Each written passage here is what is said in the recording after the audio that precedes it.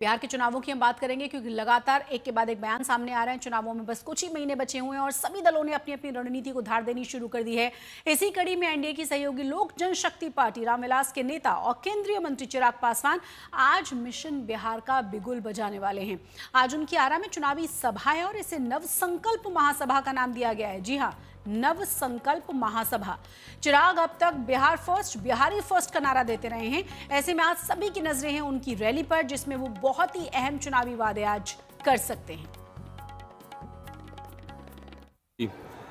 मैं कहां से विधानसभा का चुनाव लड़ूंगा नहीं लड़ूंगा, जैसा मैंने कहा, ये तमाम विषयों पर चर्चा चल रही है।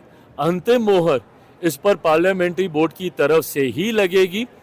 पर जो लोग मेरे विधानसभा के चुनाव लड़ने को लेकर ये भ्रम फैला रहे हैं मेरे ही गठबंधन के भीतर, मैं पुनः इस बात को दोहराता हूं कि अगर मैं विधानसभा का चुनाव लड़ूंगा, उसके पीछे की सोच अपने पार्टी के स्ट्राइक रेट को मजबूत करना होगा, गठबंधन को मजबूती देना होगा। इस विषय को लेकर चर्चा चल रही है।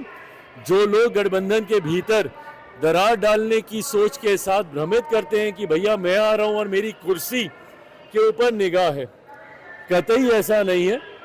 कुर्सी भी स्थिर है।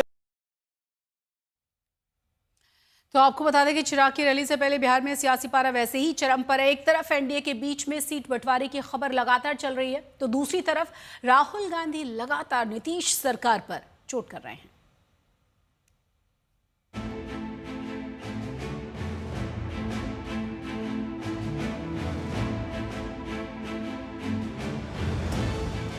बिहार में पछुआ हवा ने भले ही मानसून का रास्ता कुछ दिनों के लिए रोक दिया है, लेकिन राजनीति फर्राटा भर रही है। साल के आखिर में होने वाले चुनाव को लेकर भीषण गर्मी के बीच एनडीए सीट बंटवारे तक पहुंच गई है। सूत्रों की माने तो बिहार में नीतीश के नेतृत्व वाले एनडीए के बीच सीट बंटवारे का फॉर्मूला करीब करीब तय हो गया है। सूत्रों के मुताबिक बिहार में एनडीए के बीच लोकसभा चुनाव में अपनाए गए फॉर्मूले के आधार पर ही विधानसभा में सीट का बंटवारा होगा। बिहार की 40 लोकसभा सीटों में से लोकसभा चुनाव में बीजेपी ने 17, जेडीयू ने 16, एलजेपी ने 5 और जीतन राम मांझी की हम और उपेंद्र कुशवाहा की राष्ट्रीय लोक मोर्चा ने एक सीट पर चुनाव लड़ा था। सीट के बंटवारे को लेकर एनडीए ने कोई सार्वजनिक बयान तो नहीं दिया है, लेकिन पटना पहुंचे चिराग पासवान ने साफ कर दिया कि एक बार फिर नीतीश के नेतृत्व में ही बिहार में सरकार बनने जा रही है। इस बात को विश्वास के साथ मानकर रखिए कि विधानसभा चुनाव परिणामों के बाद बिहार में एक बार फिर से मुख्यमंत्री नीतीश कुमार जी के नेतृत्व में हर बार से ज्यादा मजबूत सरकार विधानसभा में बनने जा रही है। इसमें कहीं कोई संदेह नहीं। बिहार में कुल 243 विधानसभा सीटें हैं। इस साल के आखिरी तक विधानसभा चुनाव होने हैं।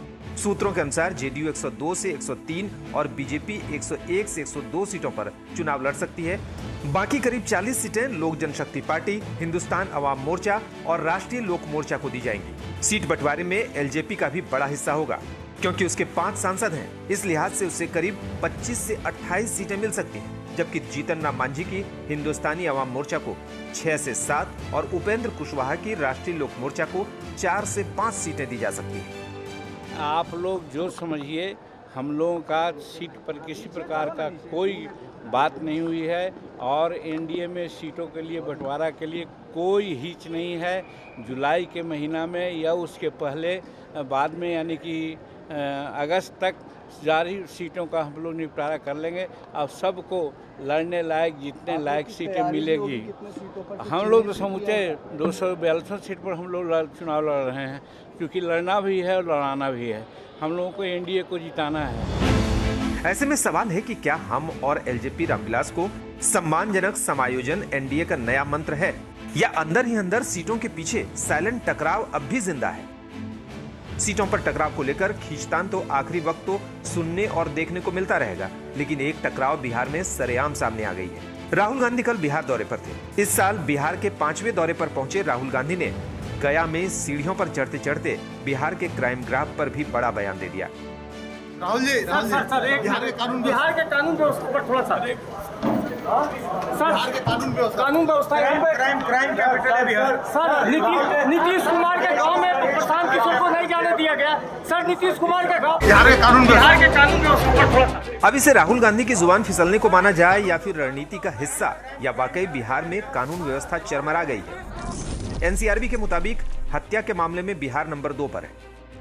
राहुल गांधी के बयान को बिहार में बीजेपी के मंत्री ने इसे बिहारी अस्मिता से जोड़कर पलटवार किया।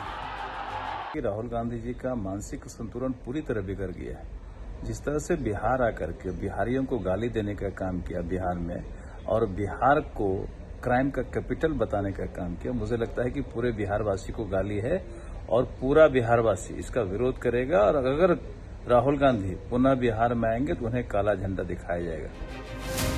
बिहार की राजनीति अब सीटों की जोड़तोड़ से निकलकर सम्मान और अस्मिता के युद्ध में बदल रही है। एक तरफ एनडीए में सीट बंटवारे पर मंथन, तो दूसरी तरफ राहुल गांधी ने शब्दों से नीतीश पर बड़ा पलटवार किया है। राहुल गांधी ने महाराष्ट्र चुनाव में धांधली का आरोप लगाते हुए बिहार का भी जिक्र किया। महाराष्ट्र की मैच फिक्सिंग अगली बार बिहार में होगी और फिर वहां जहां बीजेपी हार रही होगी। राहुल गांधी के इस बयान पर जेपी नड्डा ने करारा पलटवार किया। बीजेपी अध्यक्ष जेपी नड्डा ने सोशल मीडिया पर लिखा, राहुल गांधी का ताजा लेख चुनाव दर चुनाव हारने की उनकी उदासी और हताशा के कारण फर्जी कहानियां गढ़ने का एक खाका है। ऐसे में देखना है कि जब चुनाव का ऐलान होता है तो बिहार में सियासी मौसम कैसा होता है। गया से पंकज कुमार, पटना से रोहित सिंह के साथ आज तक ब्यूरो।